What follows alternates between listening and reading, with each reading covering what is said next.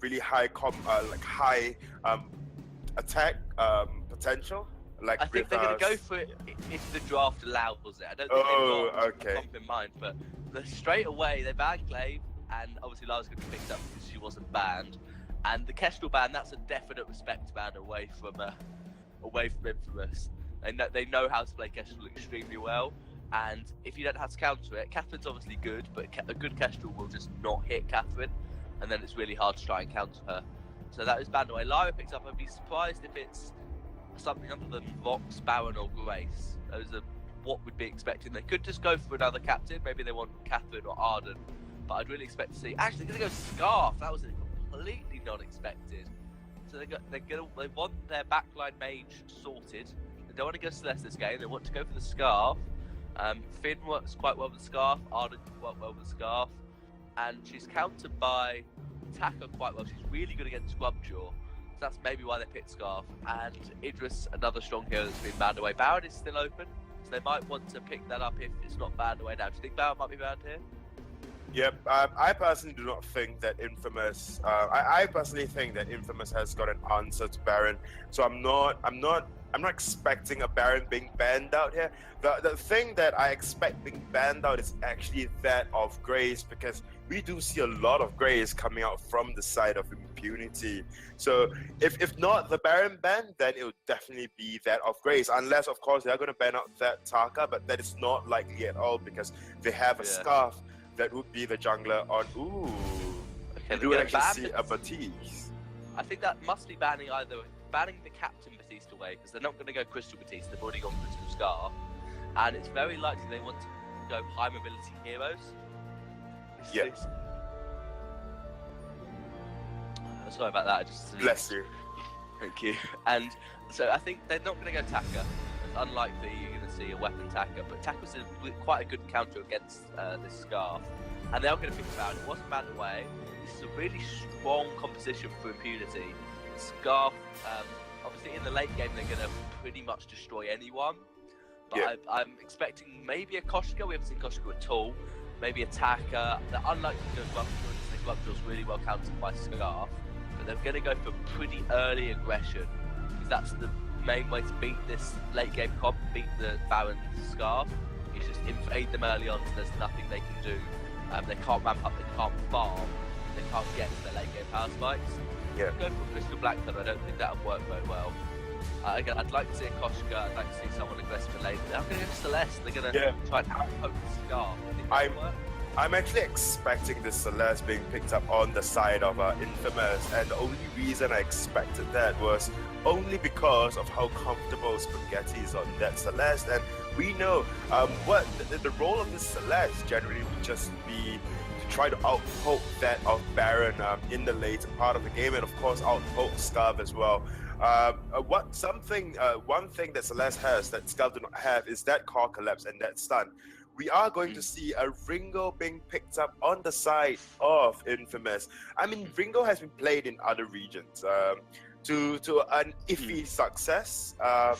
Hopefully, we'll not see that Crystal Ringo to try to take down that Baron. Yeah, it might work, but then you're just saying, okay, we need to get to late game as well, because you've got Celeste who needs to ramp up and Crystal Ringo who really needs to ramp up to get 3-4 damage items.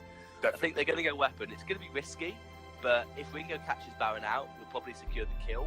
Yeah. Because he'll be able to burst Baron down before he can even think to jump Jess away. And if he can't, if Baron does jump Jess away, Ringo can't burst him down. Celeste has got a Solar Storm ready to secure the kill, because Baron's so slow that it's quite easy to land that. And Catherine, I think they just wanted a strong captain. She's not really a hard counter to any of the heroes from Infamous. Doesn't counter Lyra, doesn't counter Catherine. Doesn't counter Celeste or Ringo. I think I do prefer the draft from Impunity. I think the Baron Scarf combination will really work out well, because Celeste will have a hard time invading. Yeah. So I do like Impunity's draft personally. Well, yeah, I do have to agree with you. I mean, I can't discount the fact that the draft coming out from the side of Infamous is a rather strong, rather robust comp as well, with Lyra, Ringo, and Celeste. It is just I'm not sure, and I'm quite confused with that Ringo pickup. If and that is why I must say I side and I go with Impunity as well. I'm just not sure of that Ringo pickup. I know Spaghetti is really comfortable on that Celeste, but that's about what is going for the side of Infamous. I mean, we have SNK on that Lyra, and I must say, Lyra is a rather strong pickup, just not a really good priority. In high tier games, at least, a lot of Lyras are being banned out. If picked out, there are ways to actually work around that bright bulwark. There are ways to work around Lyra's Imperial Sigil, like we actually witnessed in a lot of games before. So, you know, honestly, I think quarter four on this Catherine, we are going to see a lot of work coming out from him as well.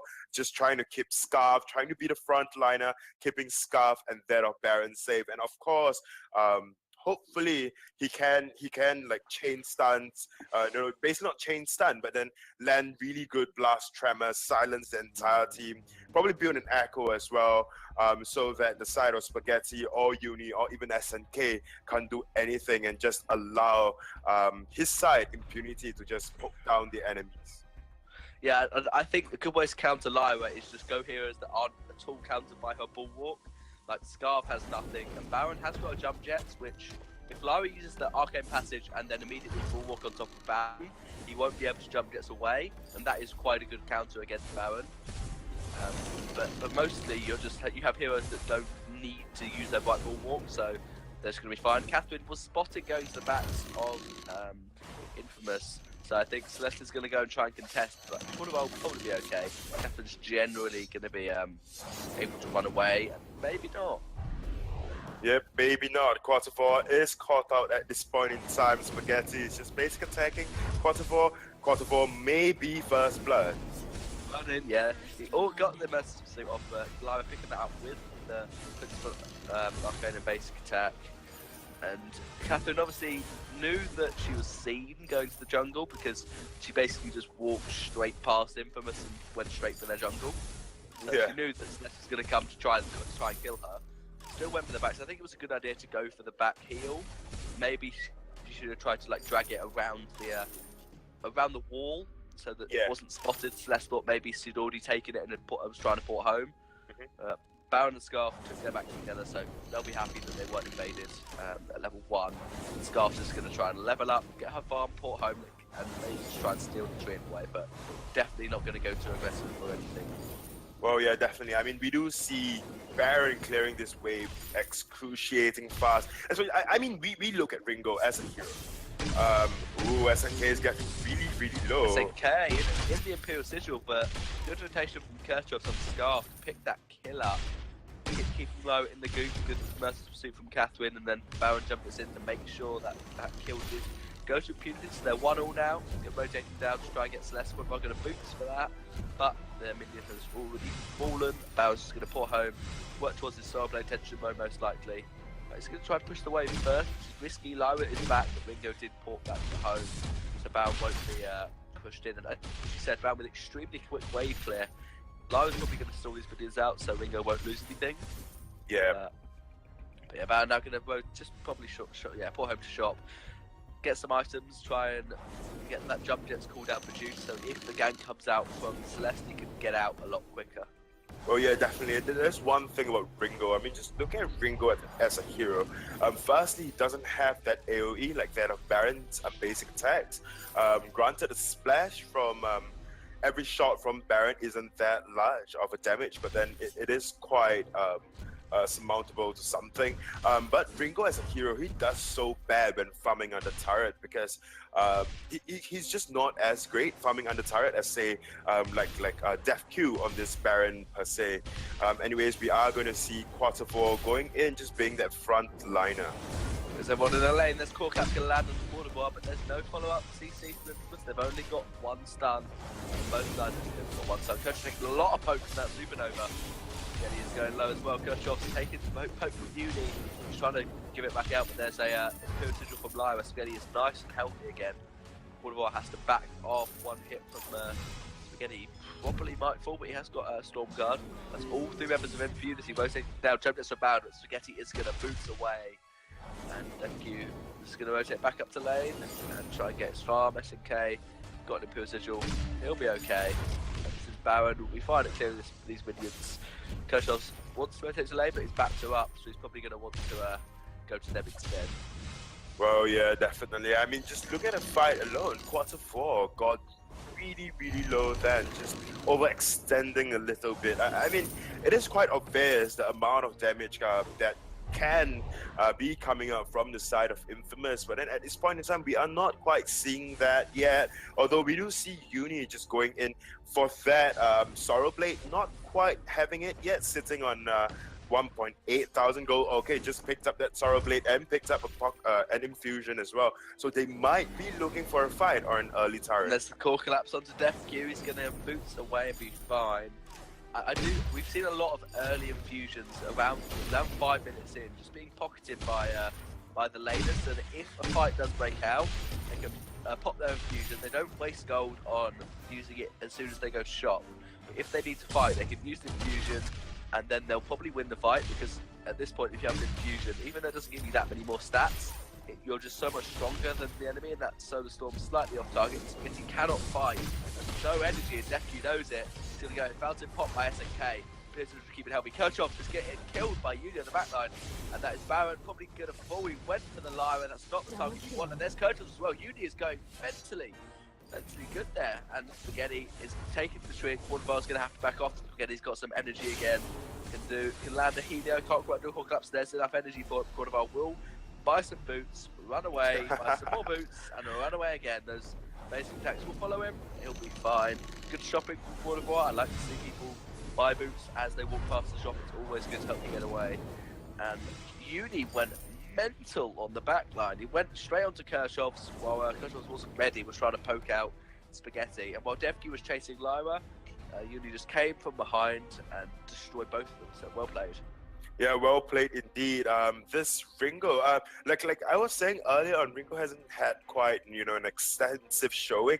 And when he does appear, he just do not have that win rate like that of Baron. He's just not that overpowered or just even matter at this point in time. But it's almost everything can happen here. Hellfire Brew, and there's minion candy on the minions. There's Solar Storm. DefQ getting bursted down. He'll probably force the Fountain. No, it's just use Protect Contract to keep DefQ healthy. One of our didn't save the Fountain. That's half health turret. And here's the Dragon's Breath. Scarf. Stun on the Ringo, but core collapse. Scarf out of the Dragon's Breath almost immediately. You doing a lot of poke onto there's the Fountain. You need to take some damage from that Baron. From Lyra and try and keep him healthy, but that turret only about 4 health. Quarterback going for a stun, but he's going to die. Iron Cannon just slightly missing.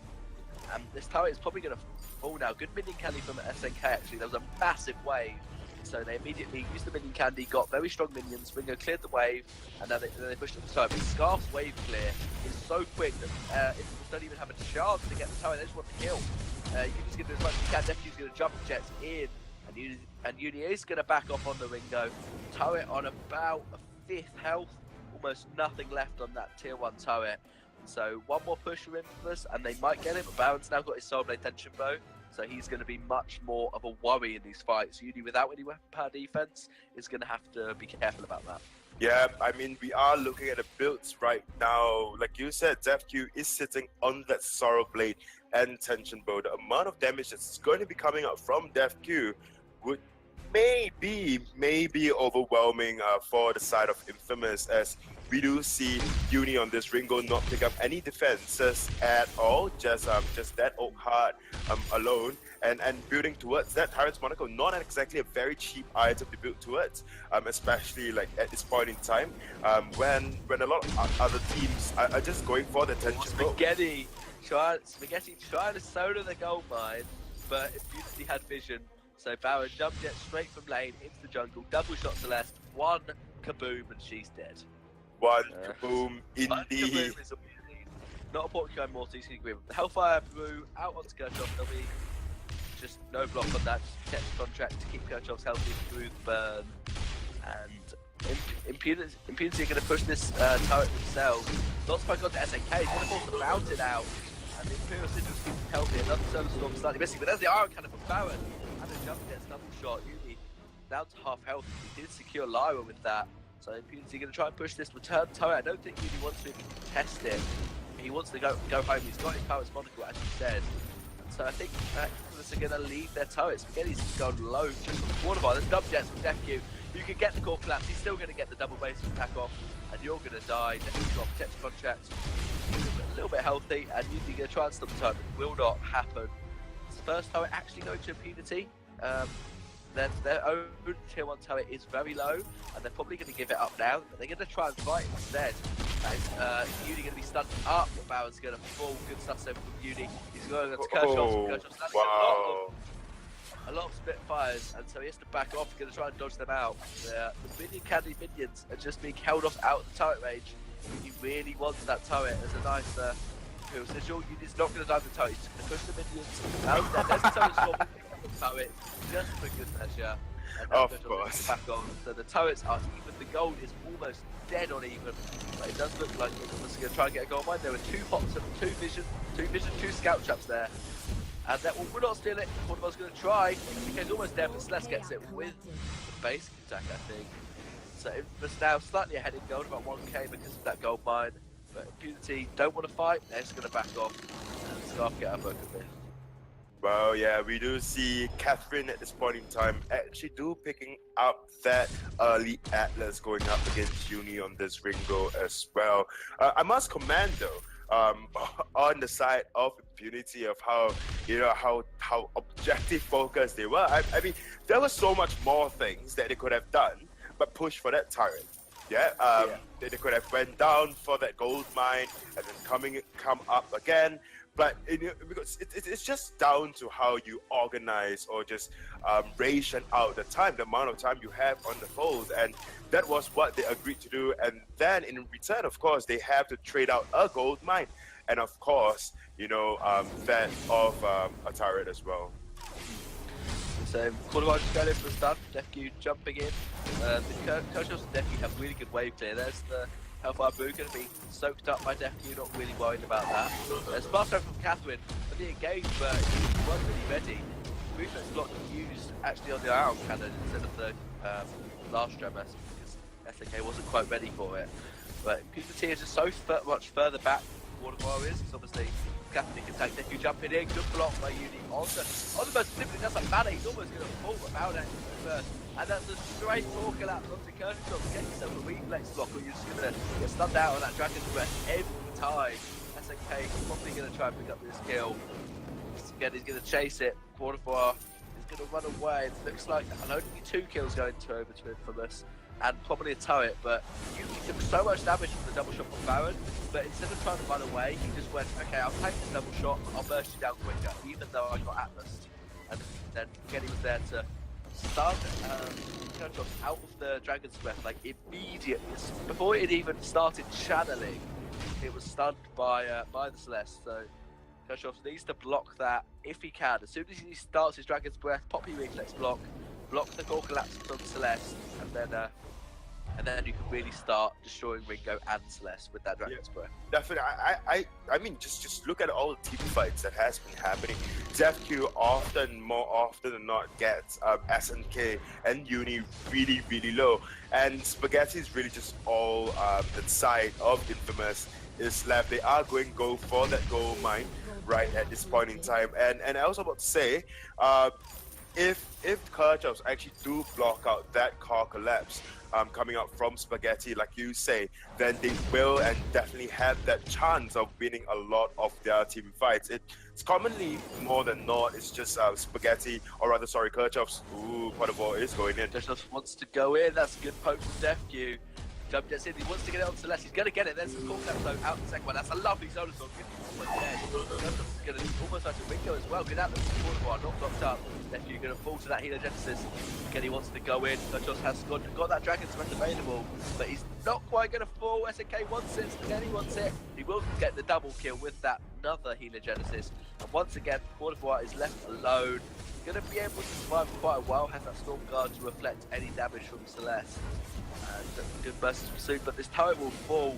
Quarterbar going to have to boot away so that he doesn't fall himself. Another good Atlas on Ringo. Quarterbar's getting good Atlases onto the Ringo, but it's a little bit too late. Celeste is stunning Baron almost immediately, and then Ringo's just there, basic attacking so much damage because Baron hasn't got defense either. So he's going to go very low to either Spaghetti or to Uni. And we're almost seeing 4 damage on Uni. He's probably going to get that tension bow last item. Maybe he might see a bone saw, but it's unlikely. And so he'll be putting out compatible damage to Baron.